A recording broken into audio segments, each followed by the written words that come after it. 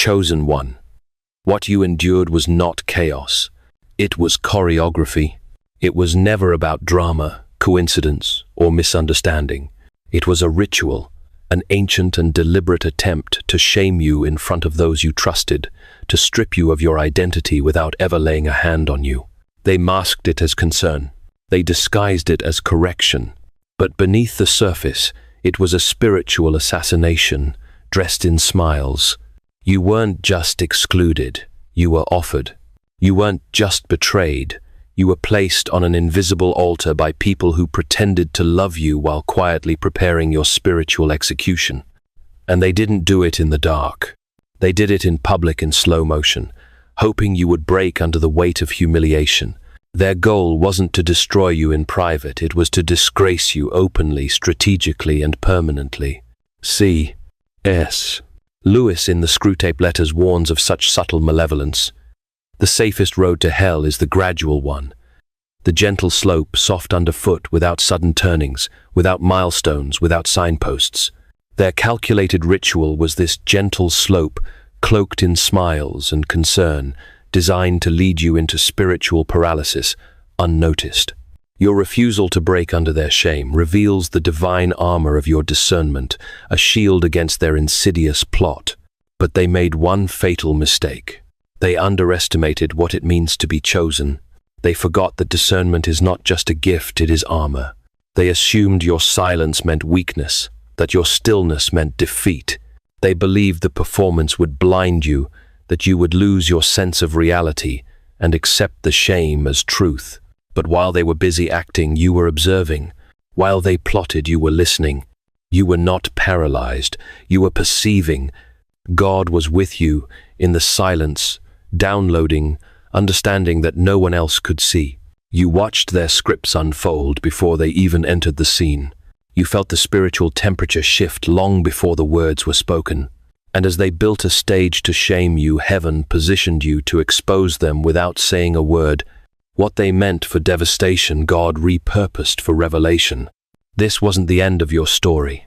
If your life were a Netflix series, that public humiliation would have been the cliffhanger they expected to destroy the audience's hope. But God renewed the season without the snakes in the cast. What they thought was your cancellation became your confirmation. This was never about your downfall. It was about your awakening. They never saw it coming, but the very ritual designed to erase your identity became the fire that revealed your anointing. And now that your eyes are open, you will never be bound the same way again. God did not allow the ritual to destroy you. He allowed it to reveal you to yourself and to the system that thought it could break you in silence. They didn't come to kill your body. That would have been too obvious, too quick, too easy to expose. What they really came for was your soul, your voice, your confidence, your clarity. They didn't stab you in the back. They smiled while they bled you slowly. They wrapped manipulation in concern, control in advice, and betrayal in silence. They wanted you confused, not just broken. They needed you to doubt what you knew, to apologize for hurting when you were the one being harmed, to shrink yourself until you questioned whether your pain was even real. It wasn't just psychological warfare, it was spiritual warfare, dressed in soft language and careful disguises. But God saw every mask, every lie, every silent setup, and He didn't step in to remove you from it. He stepped closer to sharpen your discernment inside it. C.S. Lewis, in Letters to Malcolm Chiefly on Prayer, speaks to God's pervasive presence in such trials we may ignore, but we can nowhere evade the presence of God. The world is crowded with Him. He walks everywhere, incognito. In the midst of their spiritual warfare, God's incognito presence was your shield, sharpening your discernment to see through their masks. Their attempts to confuse you were powerless against the divine clarity heaven downloaded into your spirit, anchoring you in truth. You didn't fall apart. That's what confused them. You didn't retaliate, explode, or expose them because you didn't need to. You saw it. You sensed it. And instead of fighting the battle they staged, you studied it. Your spirit began noticing the shifts, the change in tone, the tension behind their jokes, the way affection turned cold when you no longer played along. While they were performing for the crowd, you were sitting still, decoding everything. They thought they had caught you in a net of confusion, but God had already equipped you with spiritual radar. The whispers in your spirit weren't paranoia. They were survival data. The chills you felt weren't anxiety. They were divine alerts. You were not broken, you were awakening. They mistook your silence for defeat, not realizing it was wisdom. You stopped explaining yourself to people who were never going to hear you honestly. You stopped defending your truth in rooms that were never built to understand it. And that's when your spirit shifted. You pulled back not because you were afraid, but because you knew what they were doing. And God stood with you in the silence, confirming everything.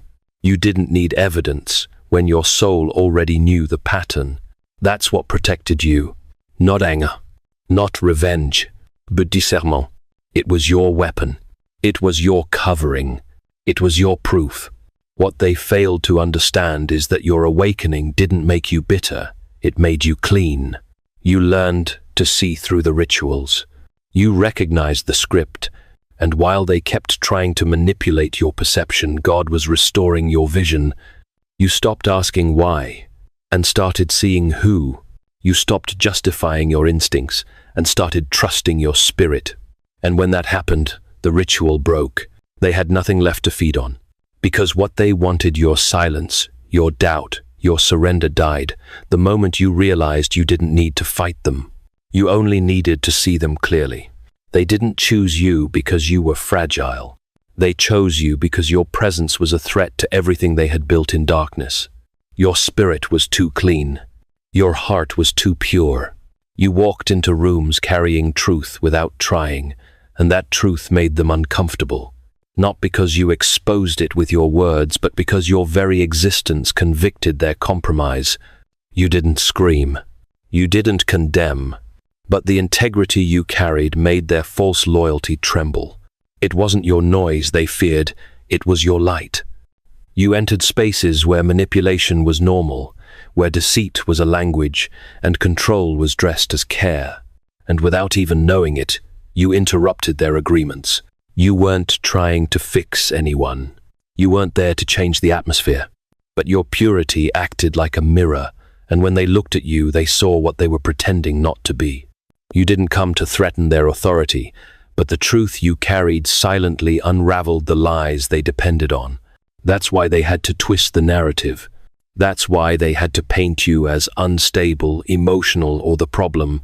If they could redefine you in the eyes of others, they could silence the discomfort your integrity brought into the room. They didn't want to argue with you. They didn't want to confront you openly.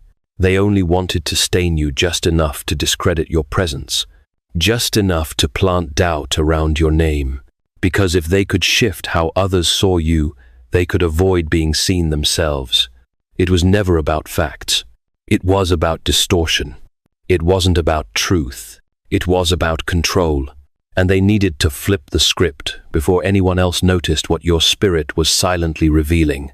But what they couldn't change was the way heaven saw you. What they couldn't touch was the covenant God had already sealed over your life. And no matter how loud their gossip became, or how carefully they orchestrated the shame, it could not erase what God confirmed in private. The very thing they tried to destroy, your clarity, your consistency, your authenticity, was the same thing God used to set you apart. Your rejection wasn't a curse. It was proof that your light was never meant to be caged. And what they labeled as too much was exactly what made you unbreakable. So don't ever believe you were targeted because you were weak. You were targeted because you were clear. And in a world built on deception, clarity is dangerous. You didn't get humiliated because you lacked power. You got humiliated because your spirit revealed too much, too fast, too easily. And they couldn't stand in that light for long. They never wanted you dead. That would have been too obvious. What they truly desired was something far more sinister. They wanted you alive, but silenced. They wanted your body present, but your soul dismantled. They wanted to strip your clarity, dull your discernment, disconnect you from your inner compass, and make you doubt the very voice God placed inside of you. That was their weapon of choice, not destruction but paralysis. Because a chosen one who can no longer trust their own spirit is easy to manage, easy to manipulate, easy to drain. This was not war in the way the world understands it. It didn't come wrapped in curses or open hostility. It came in quiet sabotage. It came in backhanded compliments. It came in false concern and well-timed silence. It came through the people who smiled in your face while secretly building your spiritual coffin. Every betrayal was carefully cloaked. Every seed of doubt was planted subtly like a whisper beneath a prayer. Their goal was not to ruin your reputation, it was to infect your perception, so you would slowly disqualify yourself from the life God had ordained for you. They didn't need to kill you. They only needed to make you question who you are. C.S. Lewis, in The Problem of Pain, illuminates the divine purpose behind such trials. God whispers to us in our pleasures, speaks in our conscience, but shouts in our pains. It is his megaphone to rouse a deaf world. Their subtle sabotage was God's shout, awakening your discernment to see through their deception. The pain of their betrayal was not meant to paralyze you, but to amplify your spiritual radar, ensuring you would never again be ensnared by their quiet warfare. But what they didn't know, what they never counted on, was that your discernment wasn't just a gentle feeling. It was a divine alarm system, forged in fire, tuned by experience, activated by survival. It wasn't something you read in a book. It was something God hardwired into your spirit, because he knew what you would walk through. And at the moment they thought they had confused you beyond repair, that discernment kicked in like a surge of holy fire. You started noticing the tone behind the words, the tension behind the smiles, the hesitations in their speech, the pressure in their silence. And even when your mind couldn't explain it, your spirit knew. You didn't shout. You didn't confront. You didn't beg. You simply adjusted, quietly, strategically, prayerfully. And while they were still trying to feed off your disorientation, you were already slipping out of the net. You didn't even need to announce your exit. They felt it. They felt your peace returning. They felt your clarity sharpening. They felt your spirit remembering. And that's when fear gripped them, not because they lost control of your body, but because they lost control of your mind. You weren't supposed to make it out. You were supposed to fold. You were supposed to turn on yourself, to drown in self-doubt, to internalize the shame. But God intervened not by pulling you out of the fire, but by teaching you how to breathe in it. While they were setting traps, heaven was giving you vision.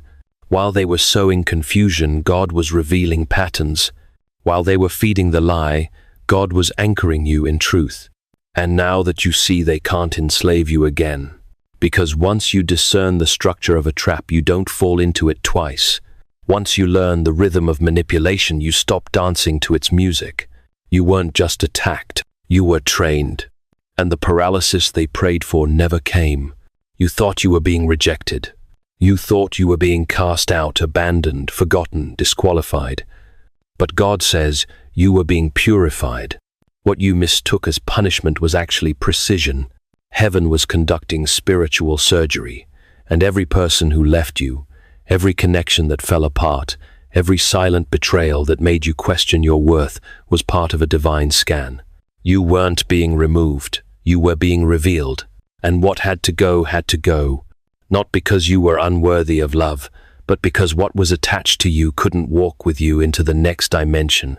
God wasn't pushing you away from people. He was pulling the curtain back on what they really were. You thought they changed. You thought something shifted. But no. He was showing you what had been there the entire time. The coldness didn't suddenly appear. The betrayal wasn't sudden. It had always been underneath. But now heaven needed you to see it clearly. Because the level you're stepping into can't afford blind loyalty. The calling on your life cannot coexist with contaminated intimacy.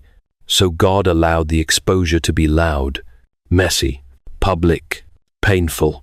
Because if it had been gentle, you would have made excuses.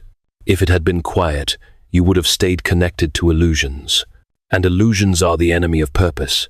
This is why it had to feel brutal. This is why it couldn't be soft. You weren't being punished. You were being cleansed. Every mockery, every cold shoulder, every fake smile, every exclusion.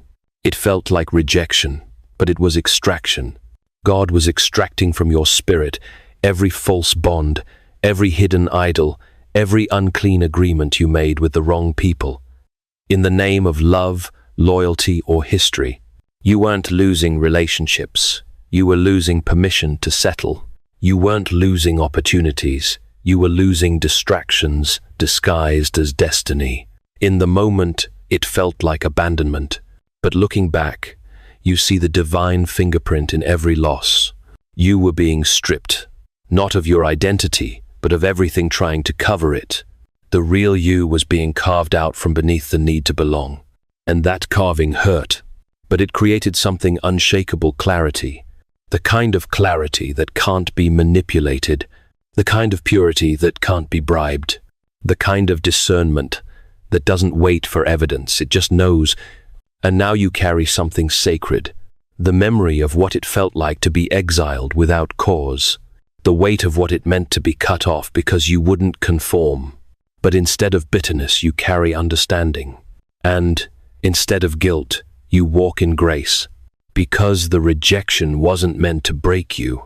It was meant to build you, to anoint you, to strip you down until only what is eternal remained. And what remained was holy. What remained was untouchable. They thought they had you. They believed the humiliation would crush you. They expected the silence to suffocate you. They waited for the breakdown, for the collapse, for the moment you would finally disappear under the weight of what they did. But it never came. Because you didn't break, you woke up. And that chosen one was the beginning of their panic. You saw it all. Even through the tears. Even in the confusion. Even when your body was weary and your heart was shattered. Something in you remained watchful. You witnessed the betrayal, not just with your eyes, but with your spirit. You saw who lined up to watch your crucifixion. You noticed who stood in silence. You remembered every smirk, every whisper, every absence from the ones who claimed to love you. You didn't forget, not because you're bitter, but because God wouldn't let you erase the truth. He needed you to remember it, so you'd never return to blindness again. And from that place of quiet, something sacred began to rise in you, a holy alertness, a refined discernment. You were no longer the version of yourself. They remembered the one that gave grace too quickly, that forgave without boundaries, that stayed out of fear of being misunderstood. That version died in the fire, and what emerged was something far more dangerous to their system, a soul awake. You were never meant to be controlled, and now that you've tasted clarity, you can't be chained again. That's why they can't reach you anymore. That's why the same tactics don't work. The guilt doesn't land. The shame doesn't stick. The gaslighting bounces off your armor, because now you see the pattern before it begins. You recognize the energy shift before the conversation turns. You know who's real, and you're no longer afraid to walk alone. You no longer need validation. You no longer explain your knowing. You no longer lower your light to stay palatable. You no longer pretend to be confused when your spirit already has the answer. And this is what terrifies them, because when someone like you wakes up, the game ends. The whole structure begins to tremble. You weren't rebellious. You weren't too sensitive. You weren't the problem. You were the mirror. And the moment you stopped blaming yourself for what they did, the entire narrative lost its power. They can't humiliate you the same way anymore. You've seen too much. You know too much. You've been marked by God, refined in silence, and crowned in the place they tried to bury you. This wasn't your downfall. It was your deliverance. Your survival wasn't luck. It wasn't instinct. It was discernment, wholly sharp, untaught by man but imparted by God. It didn't whisper. It didn't suggest. It surged. It struck. It echoed like a divine alarm in your soul, before your mind could find words. While others mistook your silence for weakness, God was arming you in stillness. That uncomfortable gut feeling, it wasn't paranoia, it was prophetic. That tension in your chest, it wasn't overthinking. It was your spirit receiving divine data in real time. God was downloading truth while the world performed lies around you. People called you too sensitive. They told you to stop reading into things, to give people the benefit of the doubt. But they didn't know what it took to walk through fire and still carry peace. They didn't understand what it means to survive betrayal in the shape of friendship or control wrapped in love. They didn't see how your spirit had been forged in rooms where your name was already on the altar before you even arrived. So you stopped trying to explain. You stopped trying to convince. And you started trusting the one thing that had never failed you, your discernment. You saw the hesitation in their words. You felt the shift in the air. You caught the slight change in eye contact, the delayed reply, the smile that didn't quite reach their soul. You weren't reading too much into it. You were reading it exactly right. Because while they studied your habits to predict your reactions, God had taught your spirit to study their fruit. And fruit doesn't lie.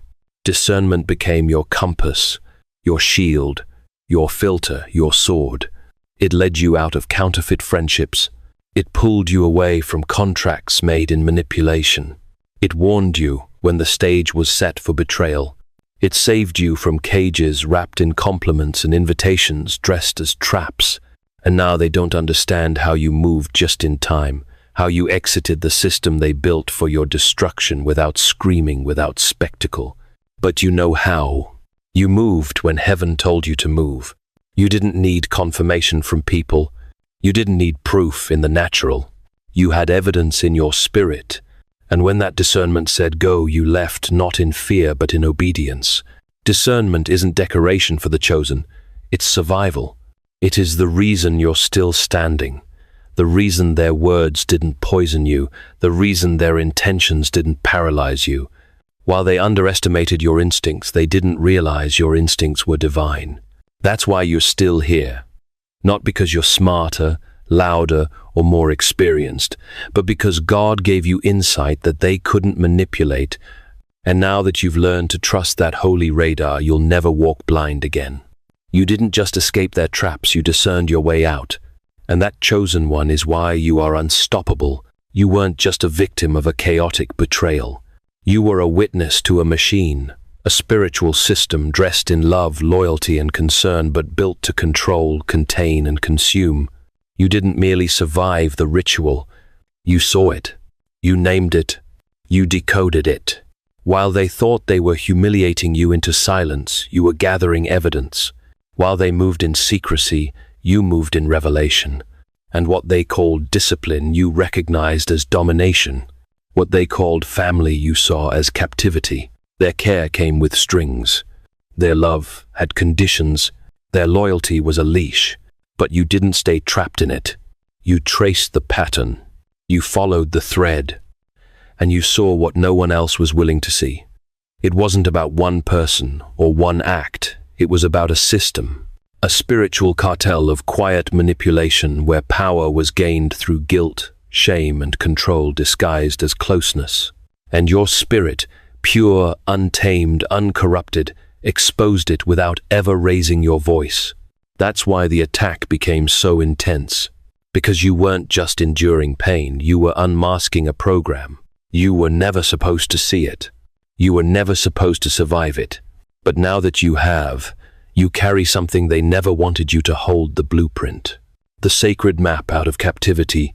You now understand how the ritual works, how they isolate the target, shame them in front of witnesses, twist the narrative, and then offer reconciliation once the spirit is wounded and compliant. You saw the cycle: praise, punish, control, repeat. But you didn't just endure it. You broke it. Quietly, fully, permanently. And now, chosen one, your survival has become a light for others still trapped inside. You hold a wisdom forged through fire, a clarity bought with tears. Your story isn't just a testimony, it's a key. You don't just know how to escape. You know how to recognize the signs, the language, the setup. You now see the trap being laid before the first word is spoken.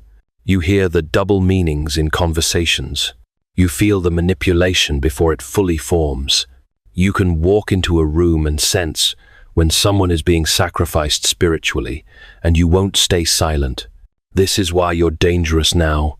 Not because you're bitter, not because you want revenge, but because you understand.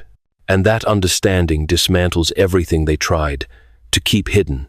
You survived their darkness, and now you're carrying light into places where others are still blind. You're not just free, you are freeing. They wanted you humiliated, voiceless, and small. But God turned you into a blueprint of liberation. You carry the design to break the cycle, to unravel the ritual, to interrupt the pattern before it repeats again. What they meant to use to bury you, God used to build you. And now you walk with clarity. No demon can deceive and no system can hold. They didn't hate you because of what you did. They hated you because of what you revealed. You didn't come with judgment. You didn't come to expose. You simply existed with a pure spirit, a clean heart and truth in your eyes. And that was enough to unravel the fantasy they built around themselves. You were a mirror, and when they looked at you, they saw everything they were pretending not to be. You didn't speak against them, but your life contradicted their lies. You didn't confront them, but your presence made them uncomfortable in their own skin. It wasn't your words that threatened them, it was your essence, because it reflected what they buried, denied, and refused to heal. They spent years mastering the art of illusion, smiling over brokenness, performing loyalty, while secretly betraying, covering insecurity with control. And then you arrived, not with accusation, but with authenticity. And that authenticity became unbearable. You didn't have to lift your voice to bring conviction. You didn't have to reveal their secrets to shake their stability. Just by standing there, undefiled, unbothered, uncompromised, you exposed them. Not publicly, but spiritually. And that's what they couldn't survive. So they did what broken souls always do when confronted with truth they cannot face. They attacked the mirror. They projected their shame onto you. They labeled you too much, too intense, too emotional, too sensitive. Not because you were wrong, but because you made them feel seen, and in their world being seen was a threat. Your purity disturbed their performance. Your clarity interrupted their control. And rather than repent, they retaliated. But the mirror doesn't shatter just because someone hates what it reflects. It remains still, silent, unapologetic. And that's what you became, a still sacred witness. You didn't need to fight them. You didn't need to prove your worth. You just stood there with your truth intact and your dignity unshaken, and they couldn't handle it. Because you weren't just showing them who they were. You were showing them who they had refused to become. You weren't the enemy. You were the uninvited therapist. You brought light into rooms that were built to preserve shadows. You brought conviction into circles that survived on denial. And instead of healing, they chose to attack the one who reminded them they needed it. Their rage wasn't personal, it was spiritual. It was the clash between your calling and their comfort. It was the collision of your purity with their pretense. And you survived it, not by fighting, but by remaining who you are. You never needed to retaliate. The truth spoke without your help. And now that they've tried everything to dim your light, it still shines stronger, purer, wiser than before. What they tried to destroy has only revealed what they could never touch, a clean spirit that reflects heaven no matter what is thrown at it. This wasn't just bullying. It wasn't mere rejection. It wasn't gossip or social fallout. It was a spiritual initiation disguised as betrayal, a sacred passage clothed in humiliation, what the world called drama, heaven called refinement. What others dismissed as cruelty, God saw as consecration. Because chosen one, you weren't being broken, you were being branded, marked, set apart by fire. You thought you were being singled out because something was wrong with you, but the opposite was true. You were being singled out because something was right too, right for the systems built on compromise to tolerate. You weren't made to blend in. You weren't called to comply. You were forged to stand apart, and the ritual of shame was heaven's method of separation. Not punishment preparation, not rejection promotion. The humiliation didn't disqualify you. It revealed you. That's why it was so loud. That's why it couldn't be quiet. Because had it been gentle, you would have rationalized it. Had it been private, you would have returned to the same circles. But the damage was allowed to be public so that you would stop making private excuses for dysfunctional systems. The exile was intentional, because God was delivering you not just from them, but from the need to belong to anything that required your silence, your self-betrayal, or your spiritual blindness. You didn't lose relationships, you lost illusions. You didn't lose favor, you lost distraction. The very pain that crushed you became the pressure that refined your discernment. Every exclusion trained your vision. Every betrayal strengthened your spine. You were never meant to fit into their mold. That's why you kept feeling out of place. That discomfort wasn't rebellion. It was recognition. You were remembering who you really are. And sometimes the only way for God to awaken you to your true identity is through the fire of public separation. Now you don't just carry truth, you embody it. You've walked through the valley of rejection and emerged not bitter but burning with clarity. You know now that elevation always comes with exposure. But exposure isn't always about what others did wrong. It's about what you needed to see, right? God didn't just show you their masks. He showed you your value. He showed you your assignment. And that's why you had to walk through it alone, because what's on your life requires a depth of vision that most people aren't ready to carry. This was never bullying. This was an anointing, delivered in disguise. And now that you've passed through the fire, you don't just wear the scars, you wear the oil. You don't just survive rejection. You wear the crown forged by it. They didn't call you crazy because you were unstable. They called you crazy because you disrupted their illusion. You didn't act out, you saw through. You weren't paranoid. You were precise. And that terrified them, because people who depend on deception for their survival always panic when truth walks into the room wearing clarity like armor. You didn't raise your voice. You didn't expose them with accusations. You simply refused to play along, and that refusal made you unmanageable. So they did what cowards always do when exposed. They labeled you, not to understand you, but to contain you. They called you emotional, unstable, delusional. They called you too sensitive, too intense, too deep. Not because it was true, but because it was easier to dismiss your perception than to confront their own reflection. You were not the problem. You were the interruption. You interrupted the game. You disrupted the rhythm. You revealed how shallow their scripts really were. And because they couldn't argue with your spirit, they tried to discredit your sanity. But God never called you crazy. He called you chosen. He trusted you with insight. Others were too afraid to carry. You weren't just seeing differently. You were seeing truth. Not with your eyes, but with your spirit. You sensed the lie in the compliment. You noticed the hesitation behind the handshake. You felt the betrayal coming in the silence. And because you couldn't ignore what was spiritually undeniable, you became a threat to those who were committed to keeping things fake. They didn't fear your voice, they feared your vision. Because if you said what you saw, their world would crumble. You didn't ask to be the mirror, but God made you one.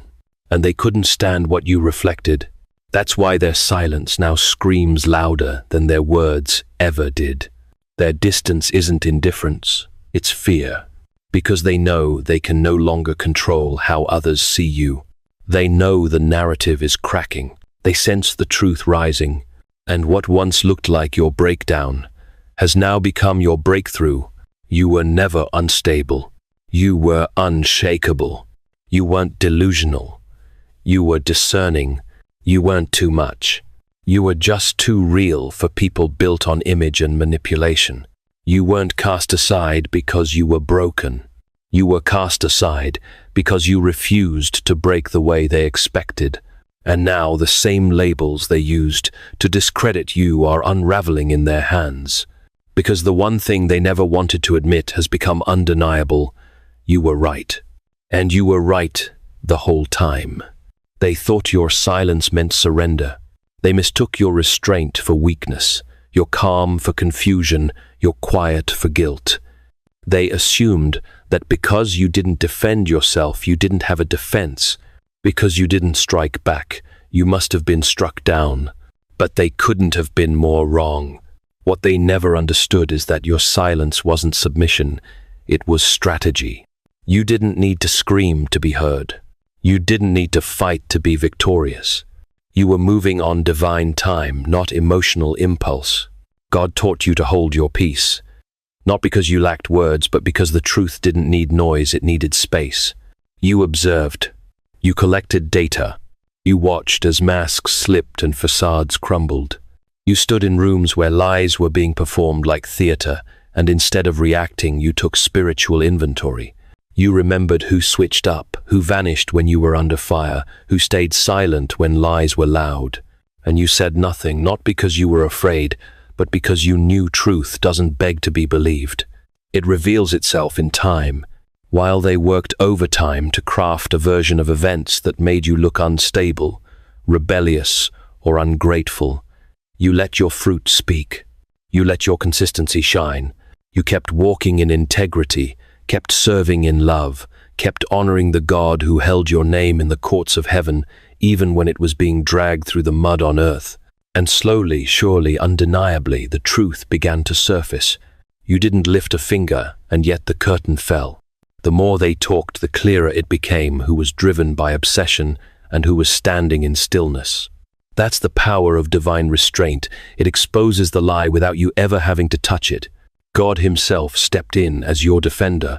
He vindicated your name in private places long before public perception ever caught up. He comforted your spirit while they questioned your sanity. He preserved your purpose while they tried to suffocate your voice. And now every seed of silence you sowed is coming back as a harvest of clarity.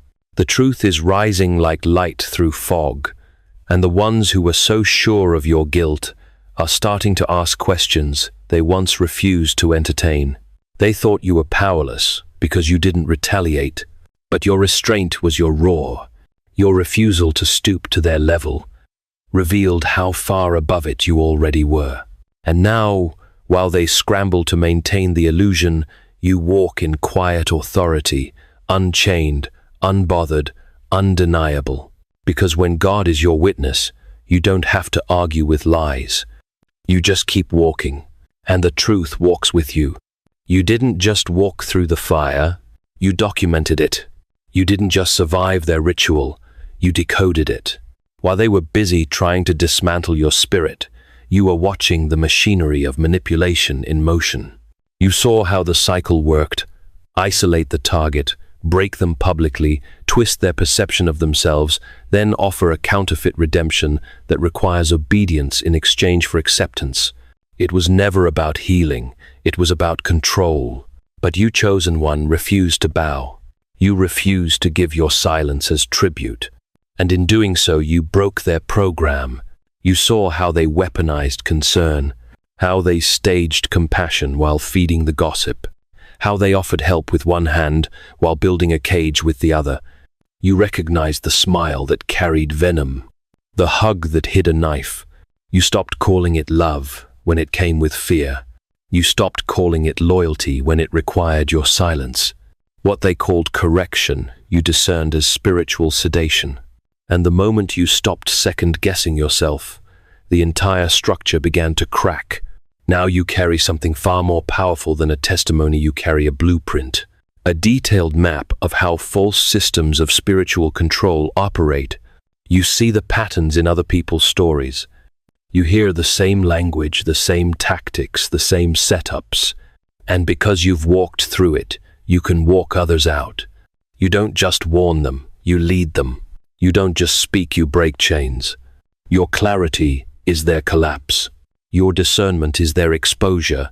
The very things they tried to use to disqualify you, your emotion, your intuition, your questions, have now become your tools of liberation. And you're not just free, you're dangerous. Because you know how the system works, and more importantly, you know how it breaks. Not with force, not with revenge, but with truth, with an unwavering presence, with the refusal to participate in deception any longer. This is why God let you walk through the ritual, not to destroy you, but to reveal the infrastructure of spiritual slavery. You weren't just tested, you were trained. And now, with nothing left to prove, you walk in quiet authority that speaks louder than their entire performance ever could. You don't need applause. You don't need validation. You carry the blueprint. And because of that, the chains they use to bind others now shatter at your voice. You were never meant to survive. That was the plan.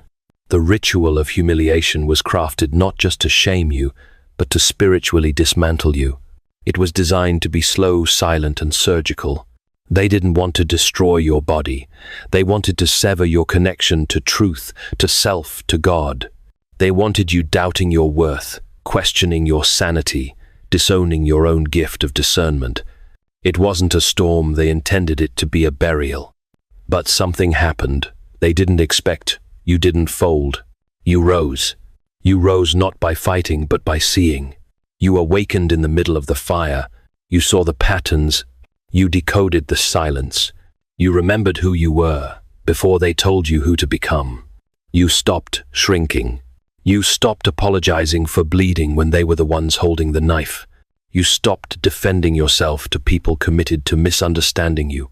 And in that awakening, you became the threat they feared all along. Because you weren't just surviving, you were witnessing. And in witnessing, you became evidence. Evidence that someone can walk through character assassination and not lose character.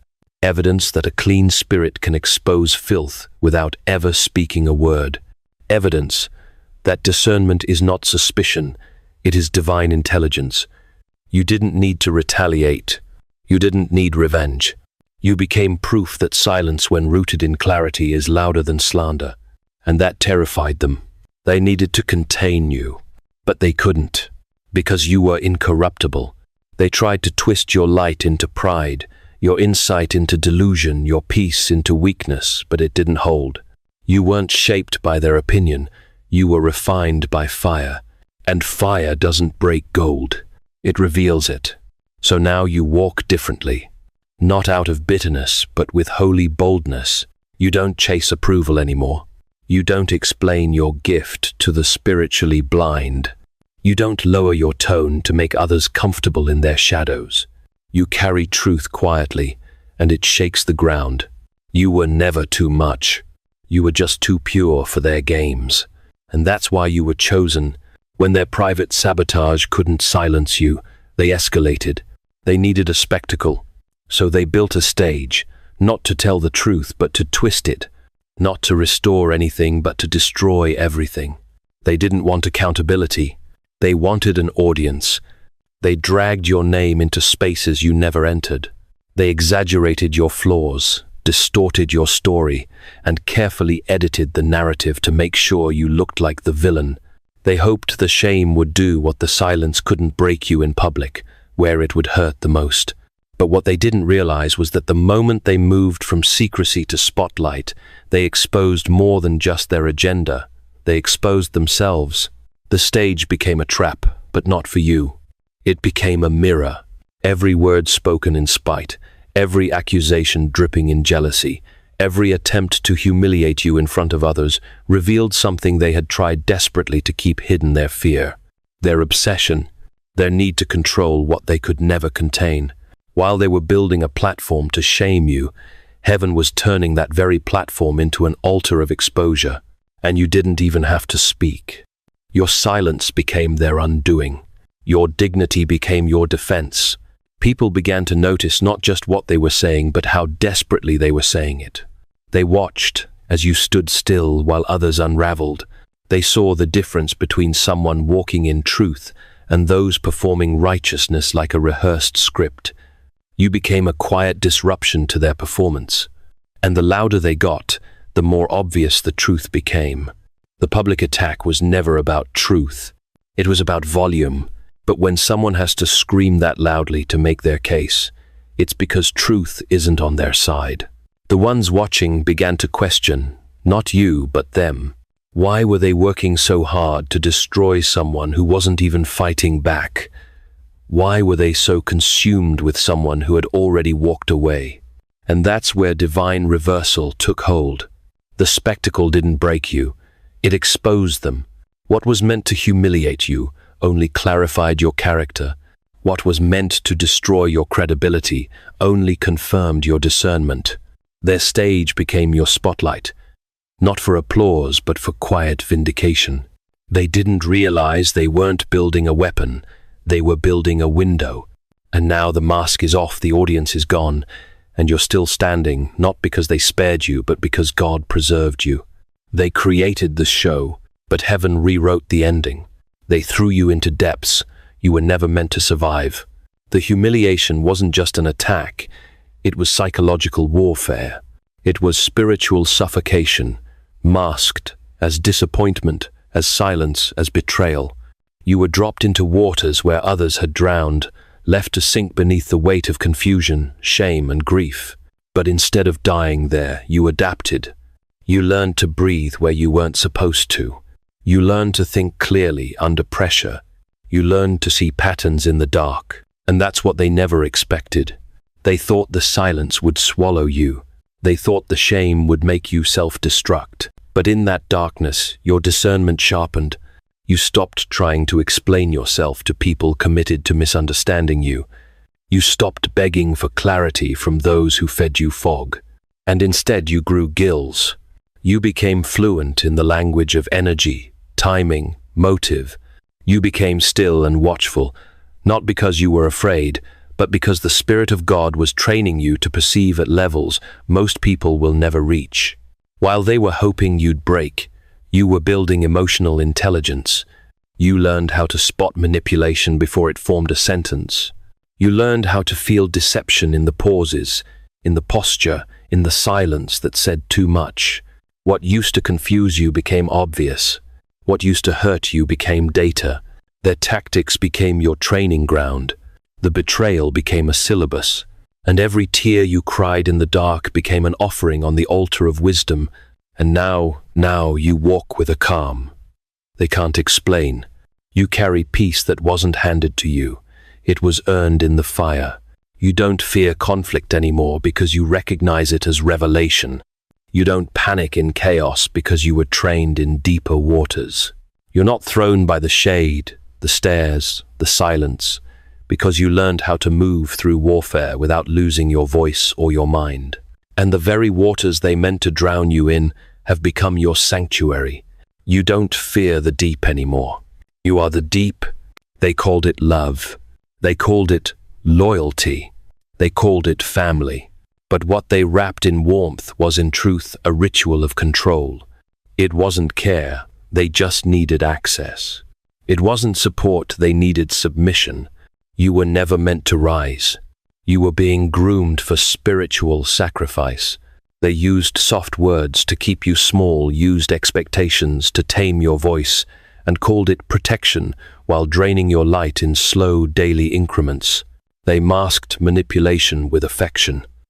And you wanted to believe it, so you stayed, until your spirit could no longer lie for the sake of peace. And then God tore the veil. You began to see that every "we're just concerned" was a leash. Every guilt trip was a spell. Every tradition was a cage. You weren't being loved. You were being shaped to serve a version of yourself that wouldn't threaten their system. And when you stopped shrinking, when you stopped apologizing for your light, they turned on you. Not because you changed, but because you finally remembered who you were before the programming. That was the beginning of the fire. But the fire did not destroy you. It revealed you. The ritual that was meant to strip you of purpose became the very furnace that refined your identity. And while they tried to label you rebellious, unstable, ungrateful, God was rewriting your name in heaven's ink, set apart, chosen, crowned. You didn't come out of the ritual as a victim. You came out crowned, marked by what you survived, shaped by what you discerned, and saturated in a wisdom that cannot be taught. The same people who tried to discredit you now tremble in the presence of your resilience. The same ones who called you too much are now silenced by how little you need their approval. You've outgrown the places that couldn't hold you.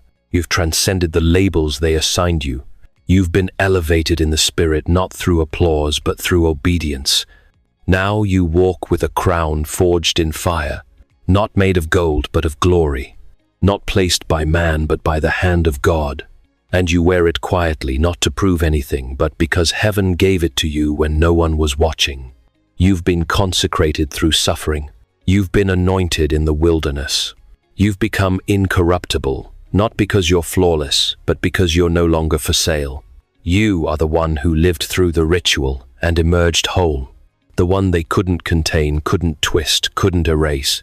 You are the one who stands not because they let you, but because God raised you. You are the mirror, the witness, the blueprint, the evidence. You are the fire they tried to drown. And now you are untouchable, because what God crowns no hand can steal.